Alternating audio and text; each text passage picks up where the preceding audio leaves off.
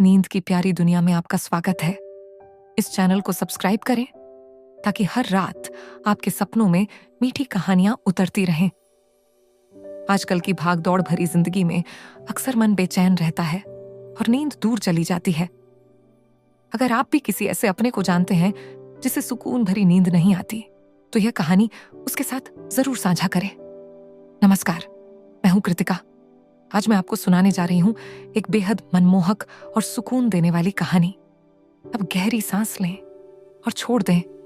नींद की रानी चुपके से आपके करीब आ गई है। वो बड़े प्यार से आपकी पलकों पर अपनी नरम सी छुअन छोड़ रही है। आपकी पलकों पर जैसे नींद की हल्की फुहार गिरने लगी है।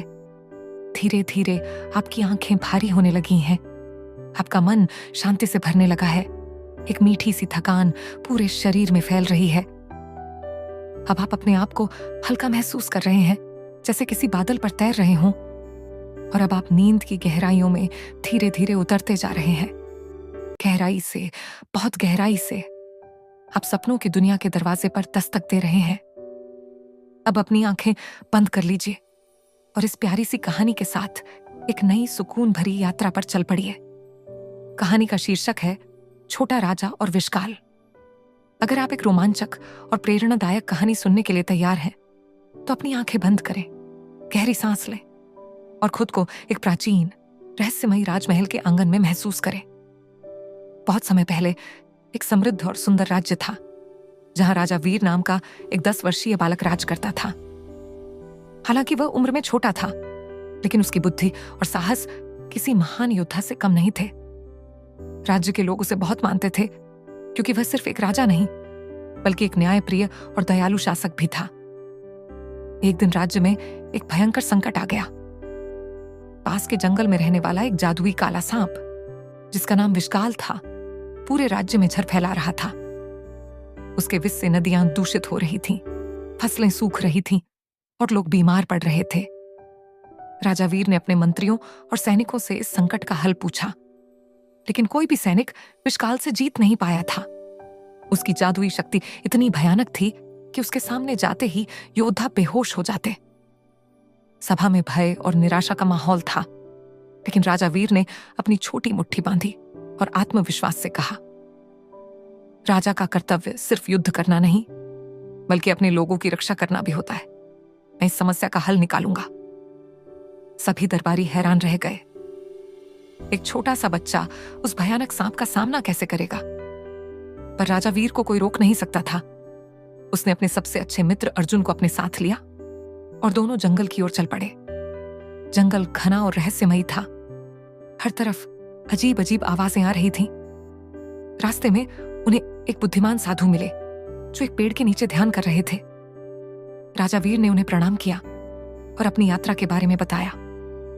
साधु मुस्कुराए और बोले, सिर्फ ताकत से विशाल को हराना संभव नहीं, तुम्हें अपनी बुद्धि और दयालुता से काम लेना होगा। याद रखना, हर समस्या का हल युद्ध नहीं होता। राजा वीर ने उनकी बात को ध्यान में रखा और आगे बढ़ चला। जंगल में उन्होंने कई मुश्किलों का सामना किया। घने अंधेरे में रास्ता भटक जाने का खतरा, भूखे जंगली जानवरों की गर्जती हुई आवाजें, जादुई पेड़ जो बार बार रास्ता बदल देते थे।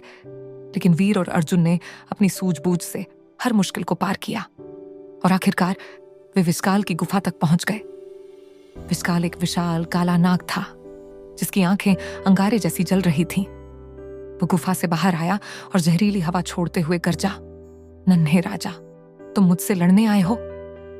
राजा वीर ने निडर होकर उसकी आंखों में देखा और कहा, मैं तुमसे लड़ने नहीं, समझौता करने आया हूं। विशाल ठाका मारकर हंस पड़ा, मुझसे समझौता? तुम इतने नादान हो कि सोचते हो मैं अपने विष को छोड़ दूंगा? राजा वीर शांत स्वर में बोला, तुम्हें जहर फैलाने की जरूरत ही नहीं पड़ेगी। अगर मैं तुम्हें एक जादुई अमृत दिलाऊं जो तुम्हारे विष को शक्ति में बदल देगा, तो क्या तुम राज्य में जहर फैलाना बंद करोगे? विशाल थोड़ा सोच में पड़ गया।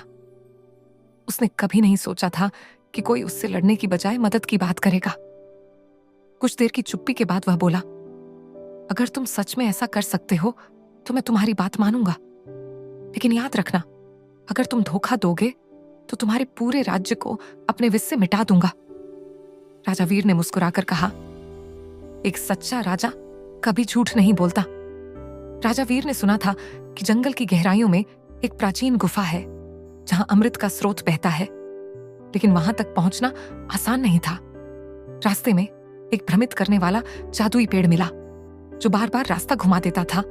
एक भयानक चट्टान गिरी जिससे बचने के लिए राजा वीर को अर्जुन के साथ मिलकर पुल बनाना पड़ा, और आखिरकार उन्हें एक रहस्यमयी दीवार पर लिखी पहेली हल करनी पड़ी। कई चुनौतियों के बाद उन्होंने वह अमृत पा लिया और उसे लेकर विशाल के पास पहुंचे। राजा वीर ने अमृत विशाल को दिया। जैसे ही उसने उसे पिया, एक चमकदार प्रकाश फैला और उसका सारा झर सफेद रोशनी में बदल गया। विशाल ने अपनी शक्ति को महसूस किया और आश्चर्य से कहा, तुम सच में एक महान राजा हो। तुमने मुझे हराने की जगह मेरी मदद की। अब मैं तुम्हारे राज्य का रक्षक बनूंगा।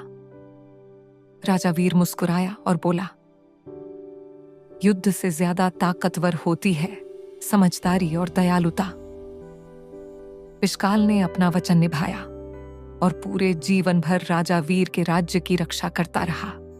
जब राजा वीर अपने महल लौटा तो पूरे राज्य ने उसे जयकारों से नवाजा। वहां एक भव्य उत्सव मनाया गया और राजा वीर को महान बाल राजा का सम्मान दिया गया। कहानी से सीख, बुद्धि और दया सबसे बड़ी ताकत है। इस कहानी से हमें यह सीख मिलती है कि हर समस्या का हल सिर्फ लड़ाई नहीं होती। कभी कभी बुद्धिमानी, धैर्य और करुणा से भी हम जीत सकते हैं। अगर आपको यह कहानी पसंद आई तो हमारे चैनल को जरूर सब्सक्राइब करें ताकि आपको और भी ऐसी शानदार कहानियां सुनने को मिले।